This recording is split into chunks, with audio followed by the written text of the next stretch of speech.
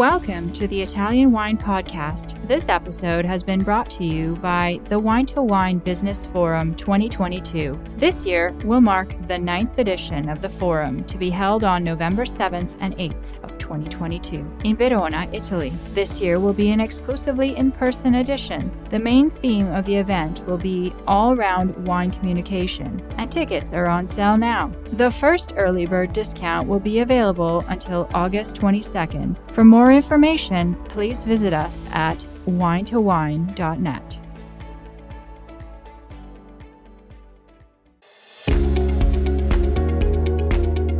Italian Wine Podcast, a Wine2Wine Business Forum 2021 media partner, is proud to present a series of sessions highlighting the key themes and ideas from the two-day event held on October the 18th and 19th, 2021. This hybrid edition of the Business Forum was jam-packed with the most informed speakers discussing some of the hottest topics in the wine industry today. For more information, please visit wine2wine.net and tune in every Thursday at 2 p.m. Central European Time for more episodes recorded during this latest edition of Wine2Wine Business Forum.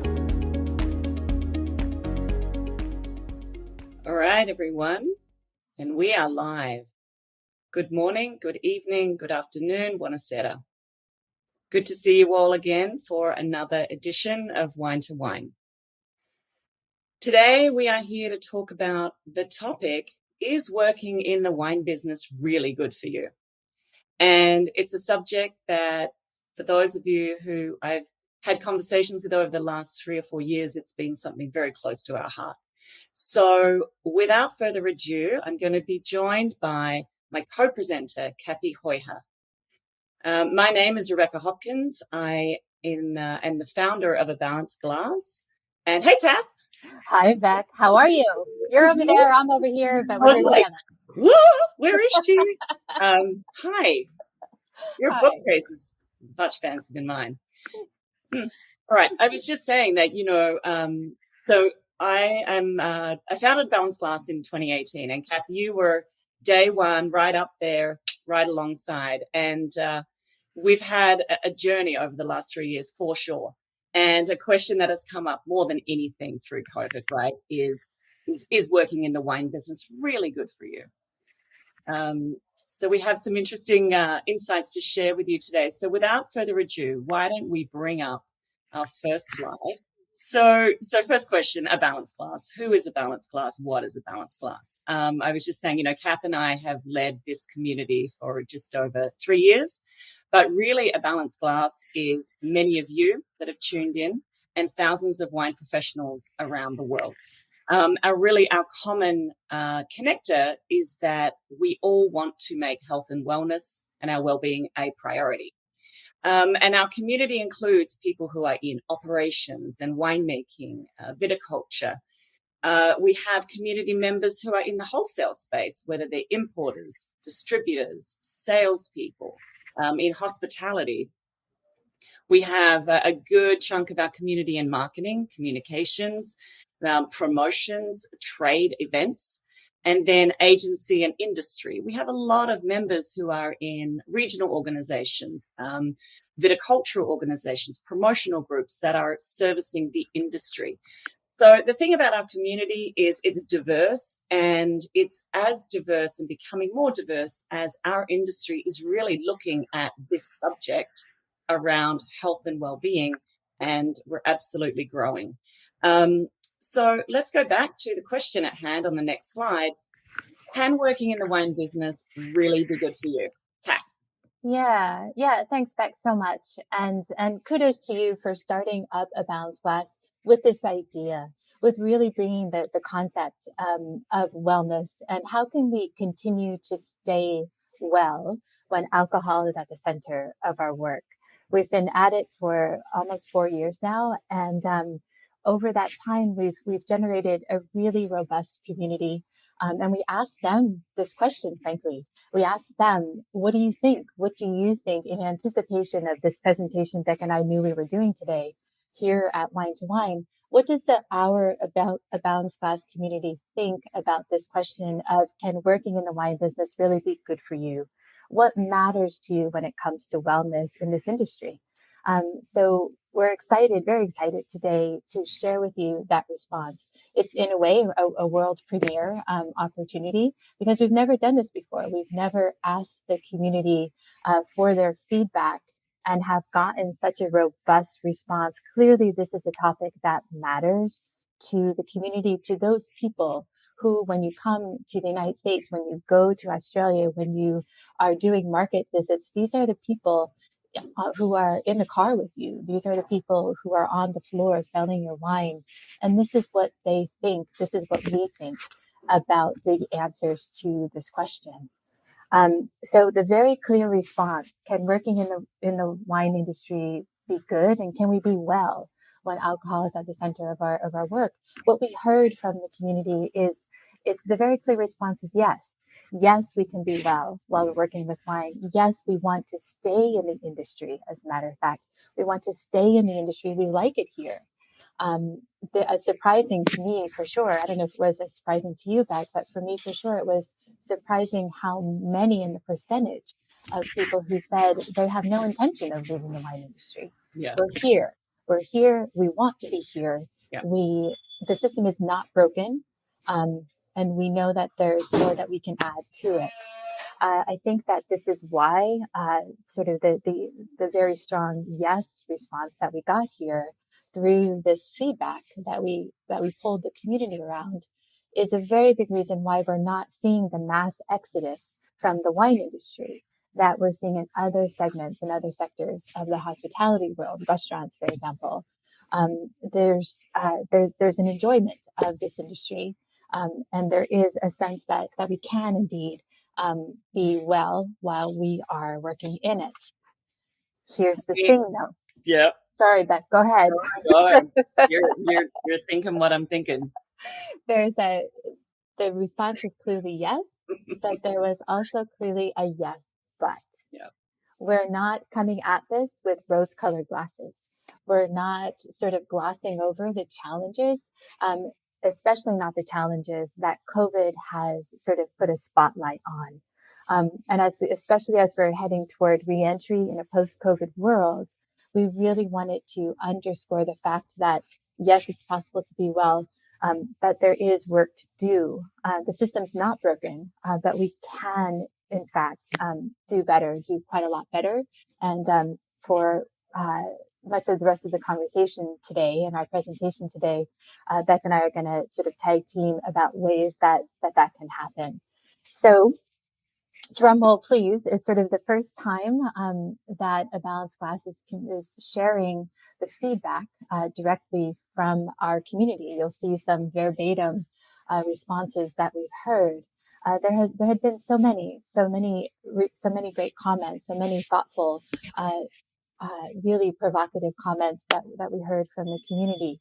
And we've sort of distilled it down into three themes that we're going to get to in just a moment. But let me show you this image that I love so much and that the Balanced Glass team has put together. But these are our people. Who, when we talk about the Balanced Glass community, this is who we're talking about. Beck mentioned that it's a very diverse group. These are representatives from the 1,500 plus members of A Balanced Glass, spanning 9 countries. There's more than 800 subscribers to the weekly newsletter that goes out every Friday morning.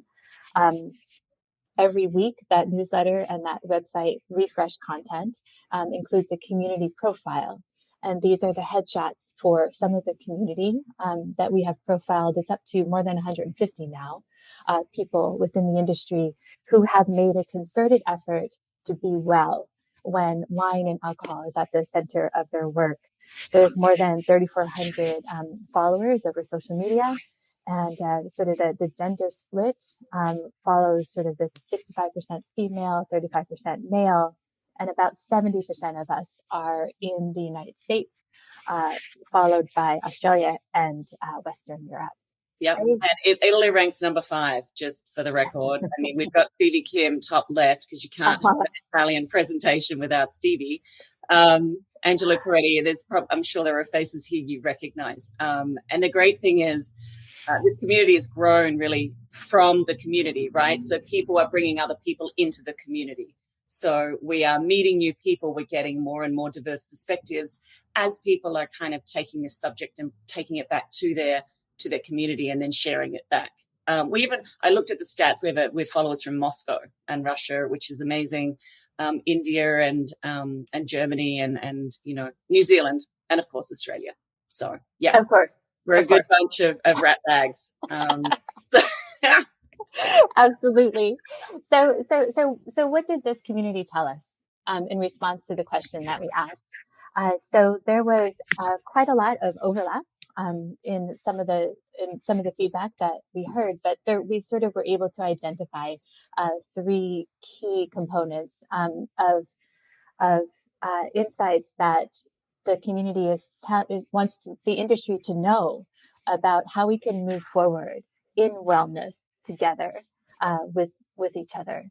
So please consider Beck and I conduits. We're the communicators of this information, but really it's coming from these people, from the people who are part of your teams throughout the world, who are doing the ride-alongs with you, et cetera, et cetera.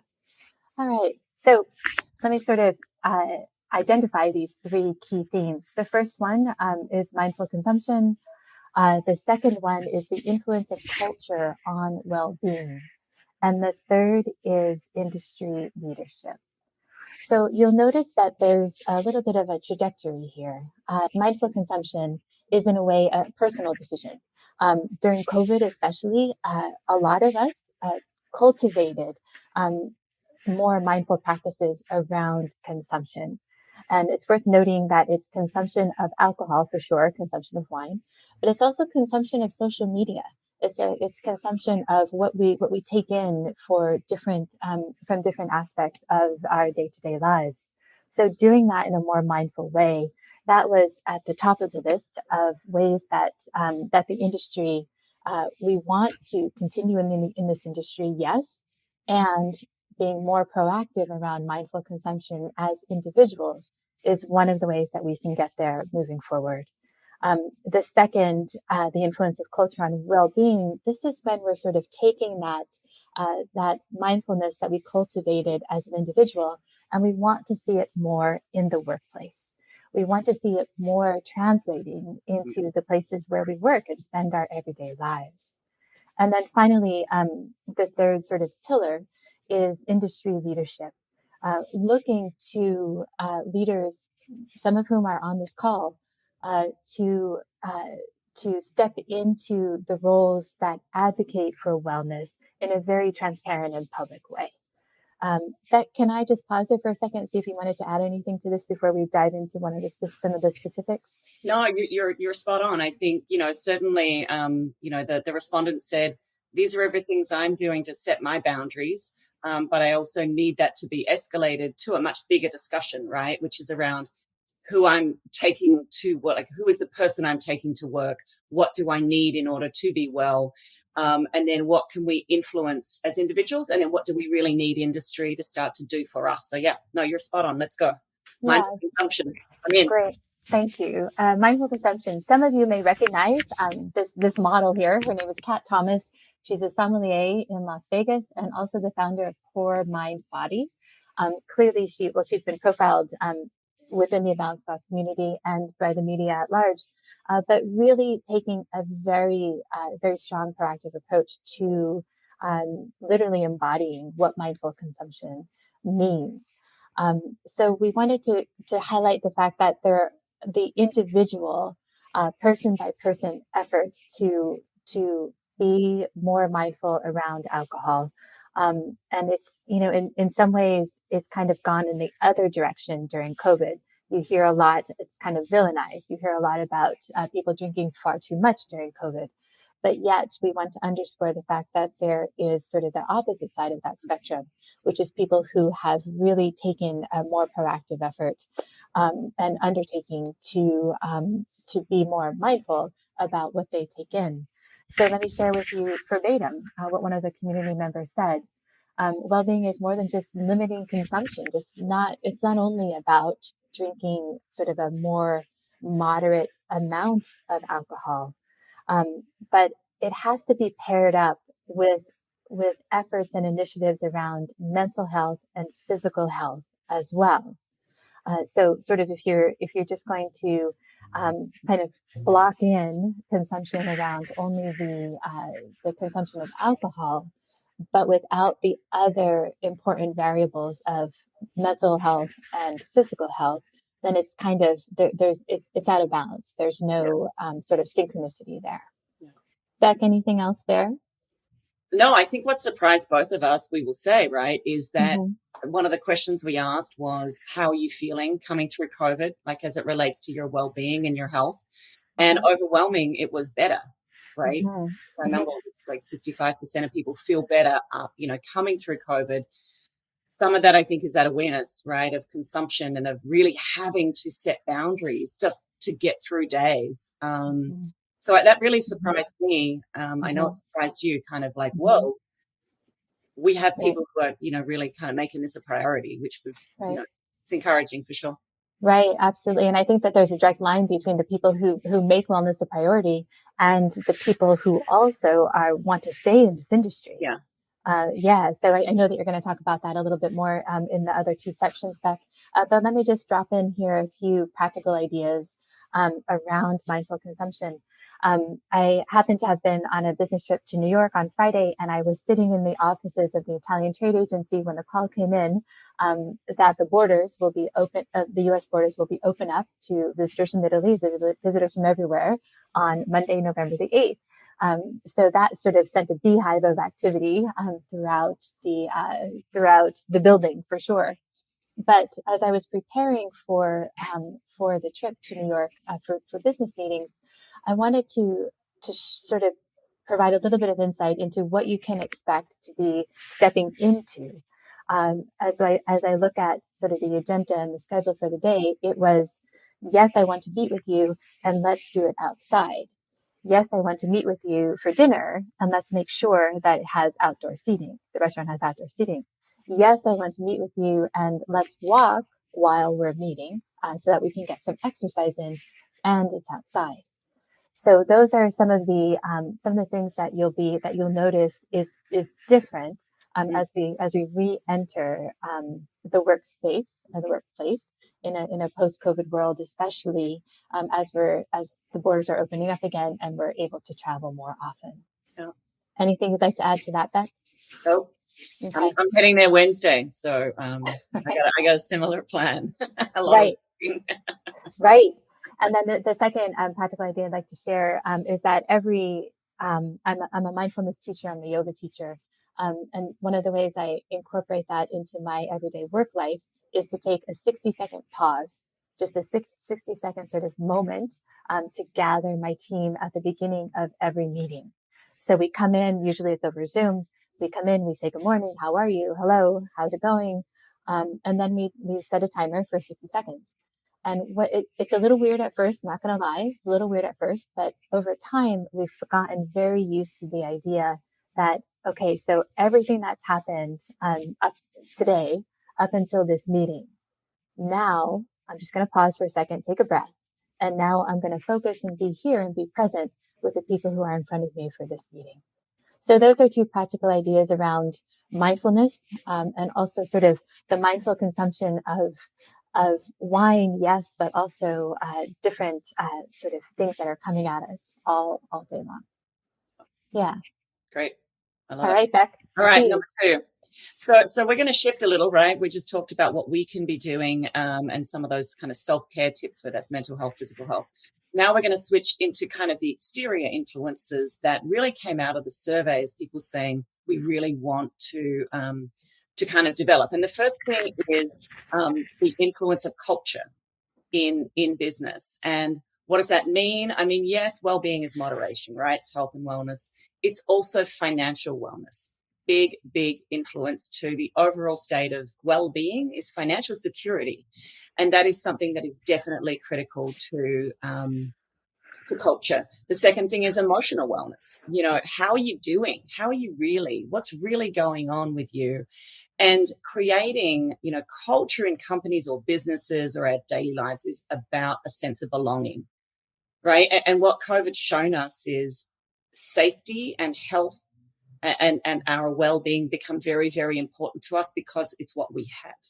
And the thing through COVID is it united all of us globally. You know, you didn't meet a person, obviously, who was not impacted by this global changing event.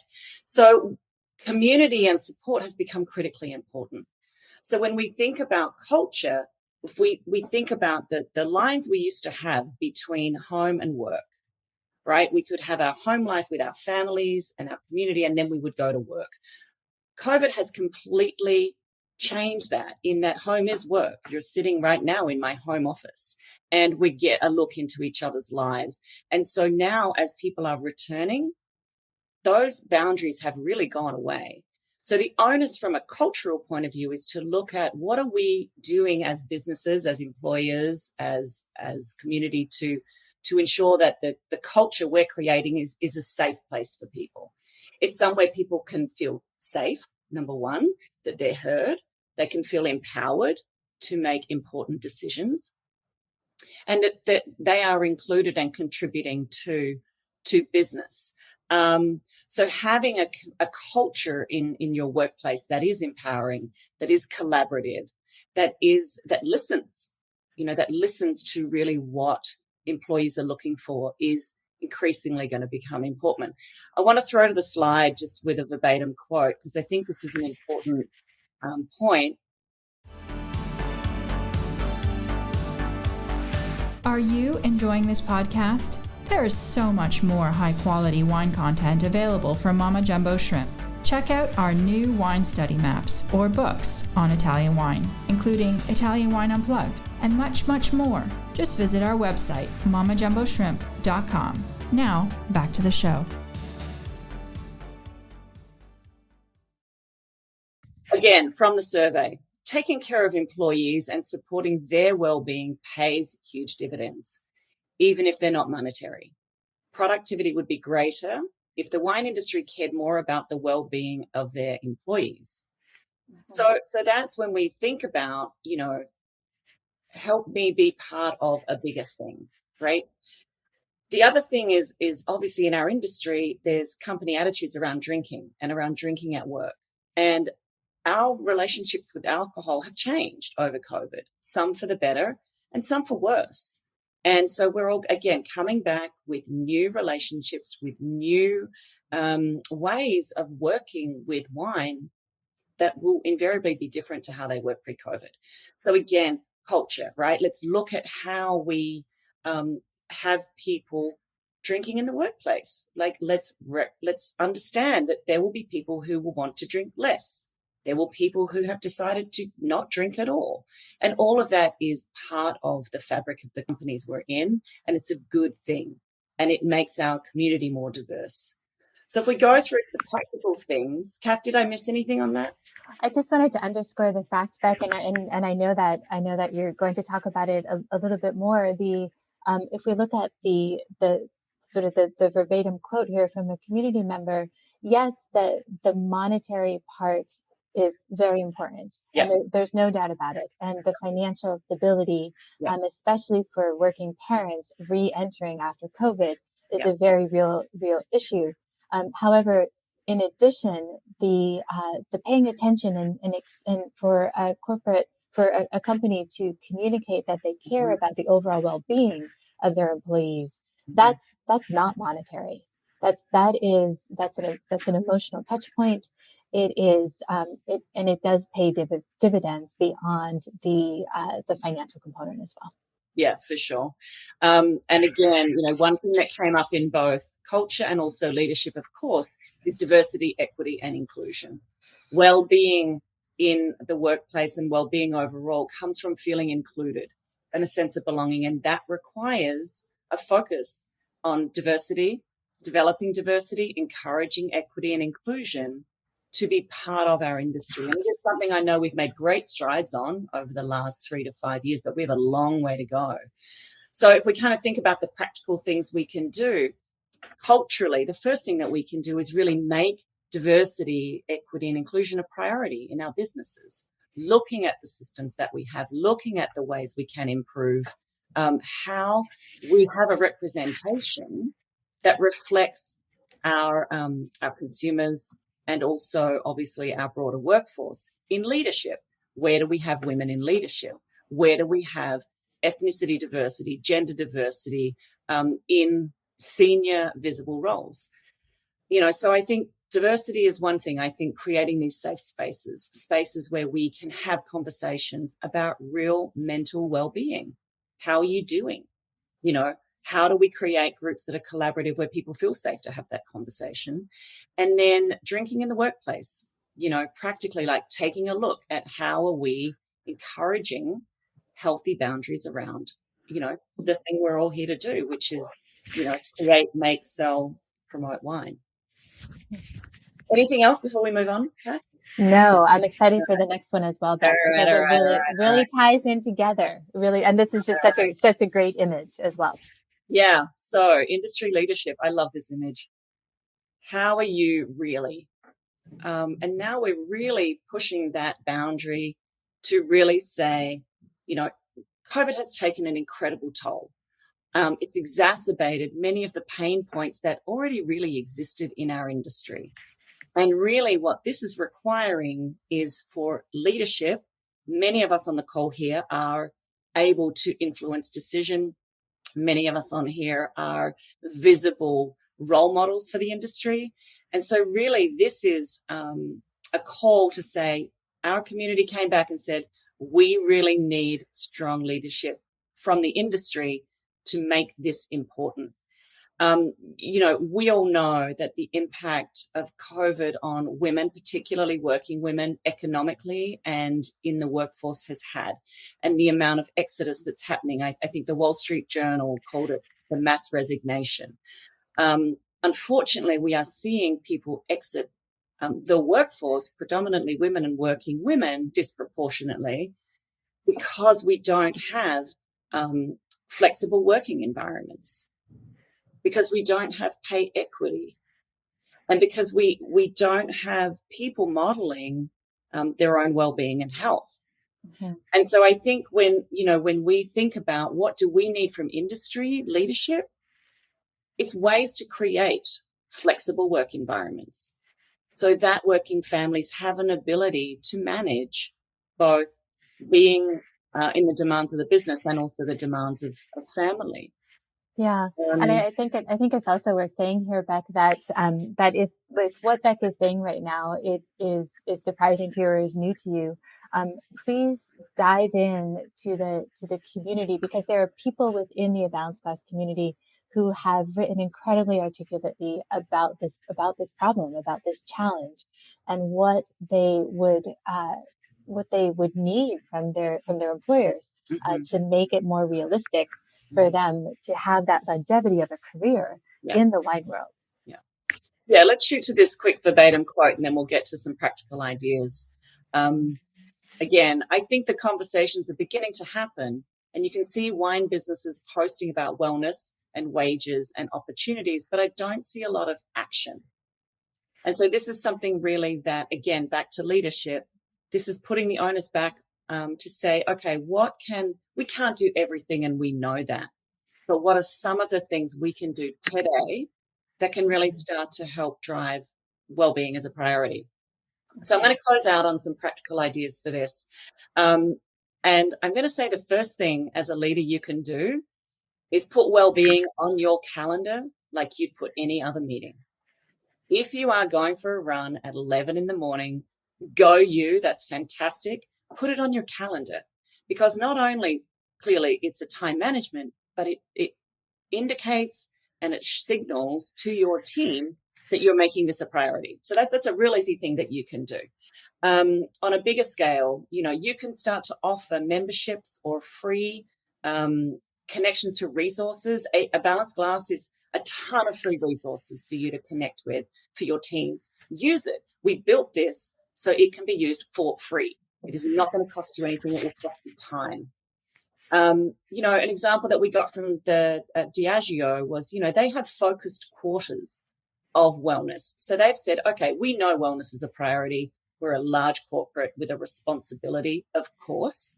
but we're going to make separate parts of wellness a focus. So Q3 is physical wellness, and that's around gym memberships and, competitions between sales teams on marathon runs. And then Q4 is mental health, right? So really honing in on meditation, yoga, mindfulness, managing depression, anxiety. So they've gone about it that way. But the crazy one we got, Kath, was the restaurant owner, right? Small restaurant. Again, we don't know who these people are, but a small restaurant, been around 70 plus years. And before every shift, they do stretching exercises. They do yoga moves in the kitchen. They do check-ins emotionally and say, how are you? So it's a check-in without it being a performance-related check-in. And the feedback was, the productivity's gone through the roof. So, small things you can try. Anything else come up, Kath? No, just that to your point earlier, Beck, there's probably a direct line between that 71-year-old restaurant and staff retention. For the leaders who are tuning into this webinar. Yes, there's a lot of wellness reasons to activate some of the ideas that we're suggesting here. But there is also, frankly, a bottom line question to persuasion, really, to do these things, which is staff retention. That 71-year-old restaurant, those employees are not leaving. Right. And I'm sure that the financial component is part of it, but so is feeling that the people who are paying or signing their paychecks are also the ones who actually are checking in with them and who are saying, how are you really? Yeah. They take that sort of billboard thing on the side of the huge building and bring it into the staff meeting. Yeah. Sure. Yeah, so we've got to get to Q&A. So I'm just going to close out with a quick quote from an incredibly motivating female leader in the industry, Anne Mukherjee, and she's the CEO of Pernod Ricard North America. And, this is a real statement to me. When I read this in an interview with Anne, it really spoke about what we need to do as an overall industry. There are a lot of things we stand against, but nobody really takes on the issue that alcohol is at the intersection of a lot of issues. If you truly want to be responsible, you can't hide behind it. It's time for us, if we are asking consumers to be responsible, to stand up and talk about what that means.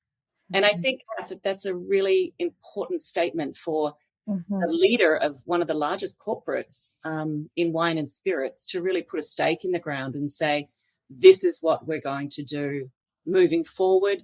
This is what we have robust programs for consumer responsibility, for well-being and health, but we need to take a look at ourselves and really model that to what we can do. So let's get to the Q&A.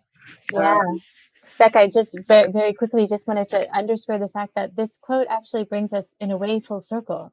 You launched a balance glass with an article for Meininger's Wine Business International around why are we not talking about alcohol as problematic, and to Anne's point here on the screen, like you took on the issue. The alcohol is at the intersection of a lot of issues. And here we are 4 years later, having gone through a global pandemic, and talking about sort of, in some ways, the surprising reaction or the surprising response from the balanced glass community around alcohol being actually an opportunity to live well in a professional and a personal way. Yeah, and I have to hand it over, hand credit really to Felicity Carter, who was the editor-in-chief at Meininger at the time. And it's killing me that I'm not in Verona right now with Felicity on sparkles, because we're normally a bit of an irreverent bunch. But, Felicity, when this came up, she was the first one to put her hand up and say, I want to write about this. I want you to write about this. And it was an issue that really created a lot of conversation. And that's the gap we have right now, right? Is we have this conversation of really what the community is coming back to us right now and saying, we want action. Conversation's great. We want action. So huge hats off to Felicity and Meininger for running that story. Now, of course, we see you're a journalist, you're a wellness journalist for Inc. you are seeing these trends being spoken a lot more across business. Yeah. So curious Yeah. what you're seeing, in your role with Forbes and with Inc. That's coming across around this subject.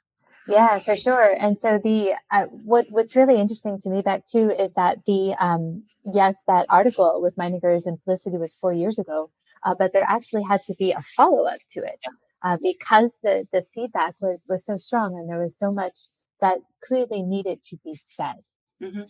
So I think that the responses from the Balanced Class community in anticipation of this presentation today underscore some of the themes that I'm seeing for sure. Mm-hmm.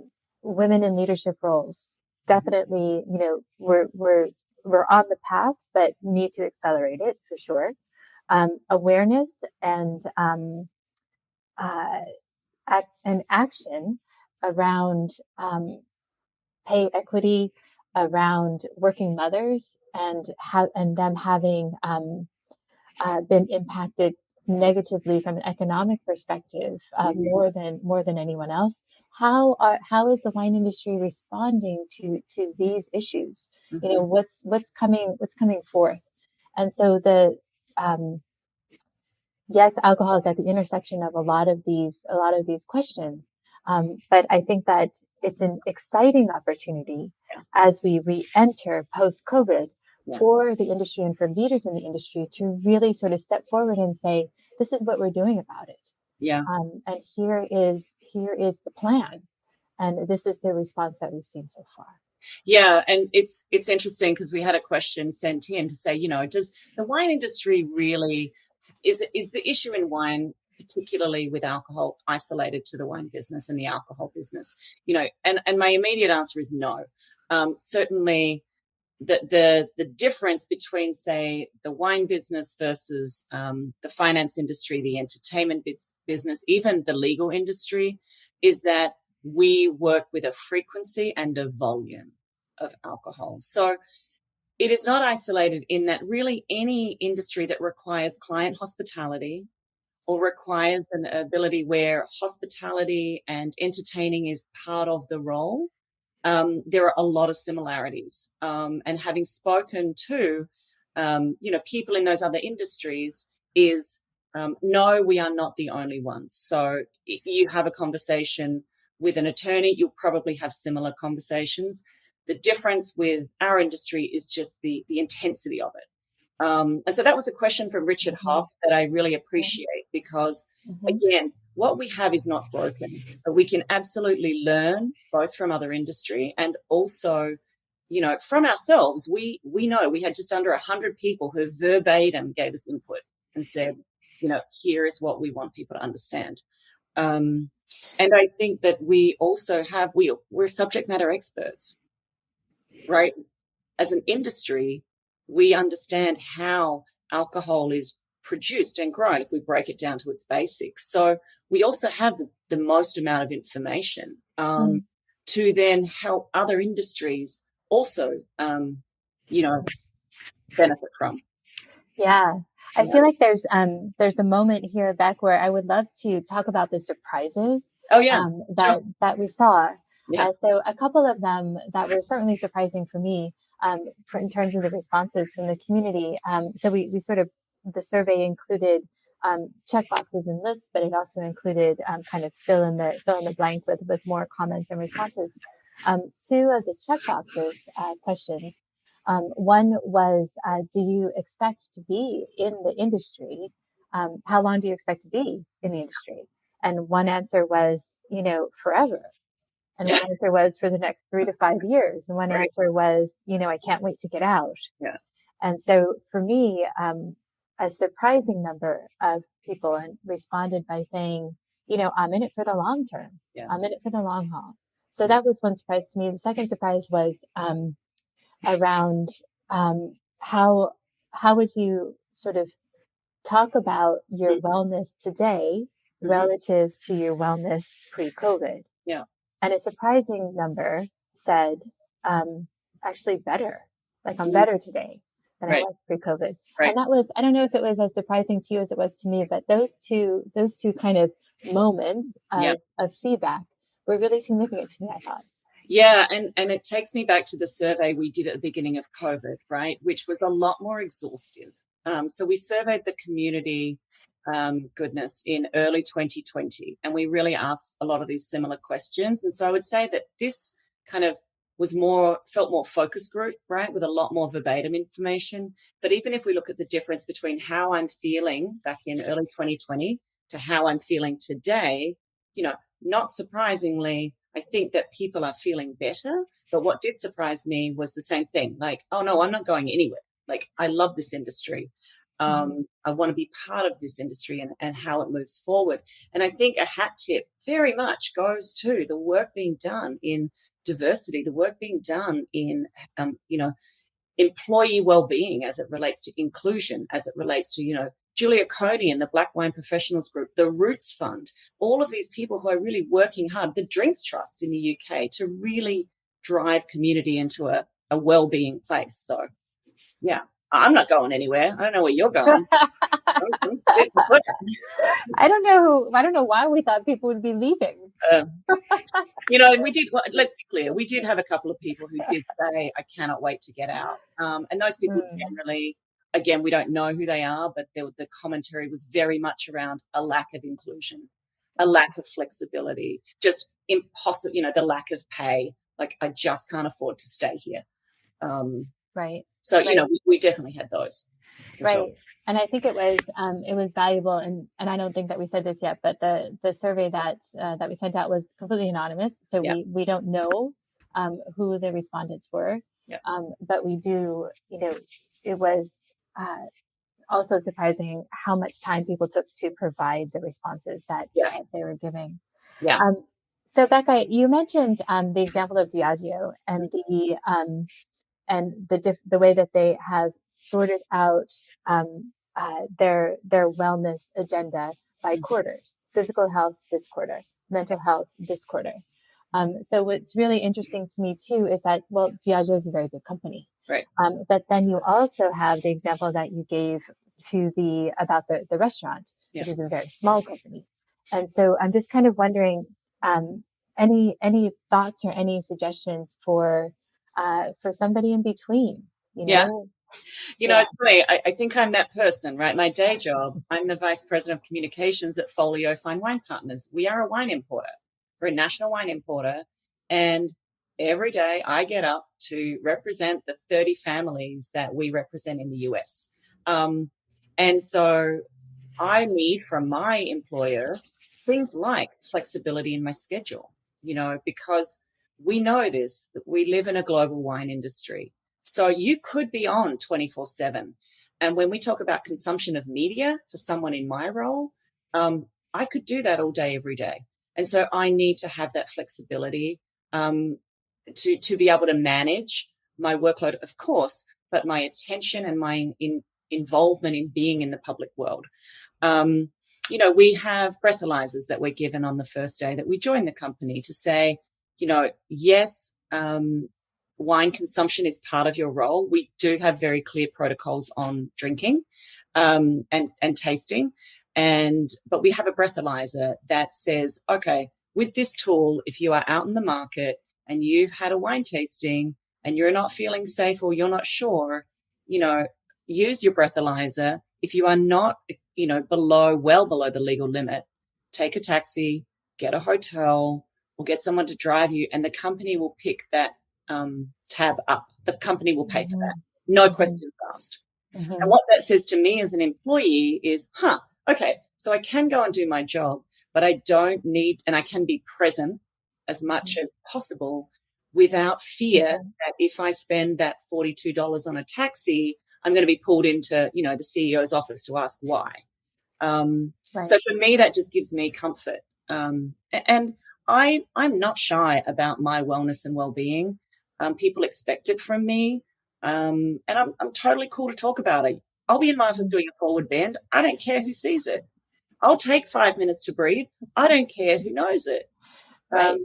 Right. It's weird, but it makes a difference. Well, it's also really clear though that more and more people are coming out, quote unquote, as mindful people. as spiritual people. And I think that this community has helped to cultivate that, and make it more okay. But also, and what I appreciate about this session is pointing to examples like the breathalyzer that Folio issues to employees, or like the Diageo example of different focuses each quarter, or the restaurant or the resort in Napa. So it's happening. It's happening. We would love for it to happen more.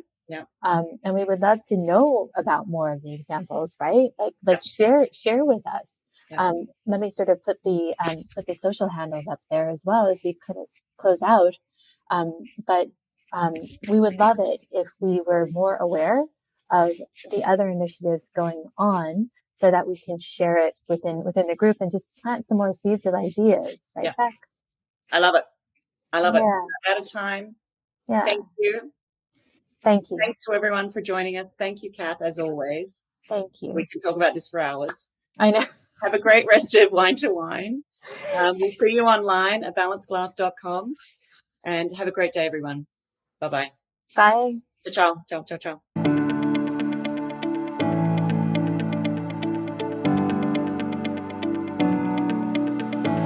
We hope you enjoyed today's episode, brought to you by the Wine2Wine Business Forum 2022. This year will mark the 9th edition of the forum, to be held on November 7th and 8th, 2022, in Verona, Italy. Remember, the first early bird discount on tickets will be available until August 22nd. For more information, please visit us at wine2wine.net.